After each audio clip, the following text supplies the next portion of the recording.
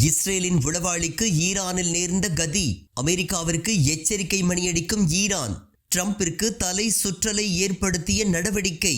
ஈரானின் முக்கிய தளவாடங்களை உளவு பார்த்து இஸ்ரேலின் உளவு பிரிவான மொசாத் அமைப்பிடம் தகவல்களை பகிர்ந்ததாக கடந்த 2025 ஏப்ரல் மாதம் ஹமீத் ரேசா சபேத் எஸ்மைல்பூர் என்பவர் மீது குற்றம் சாட்டப்பட்டு அவர் கைது செய்யப்பட்டார். இது குறித்து ஈரானின் உள்நாட்டு ஊடகங்களில் வெளியான செய்திகளில் ஈரானிய ஏவுகணை தளங்களில் இஸ்ரேல் நாசவேலை நடவடிக்கைகளை மேற்கொள்வதற்கு உதவும் நோக்கில் உபகரணங்களை வழங்கியது மற்றும் வெடிபொருட்கள் பொருத்தப்பட்ட வாகனங்களை நகர்த்தியது உள்ளிட்ட குற்றச்சாட்டுகள் அவர் மீது சுமத்தப்பட்டதாக கூறப்பட்டுள்ளது. இந்த நிலையில் இஸ்ரேலுக்காக உளவு பார்த்த குற்றத்திற்காக ஹமீத் ரேசா சபேத் எஸ்மைல்பூருக்கு நேற்று அதிகாலை மரண தண்டனை நிறைவேற்றப்பட்டதாக தெரிவிக்கப்பட்டுள்ளது. கடந்த 2025 ஜூன் மாதம் இஸ்ரேலுடன் நடைபெற்ற 12 நாட்கள் போரினை தொடர்ந்து ஈரான் அரசு பல கடுமையான பாதுகாப்பு நடவடிக்கைகளை மேற்கொண்டு வருகின்றது. மேலும் அந்த போரில் ஈரானின் முக்கிய ராணுவ தளபதிகள், அணுசக்தி விஞ்ஞானிகள் ஆகியோரை குறிவைத்து நடத்தப்பட்ட தாக்குதல்கள் அந்நாட்டில் இஸ்ரேல் உளவாளி ஊடுருவல்களை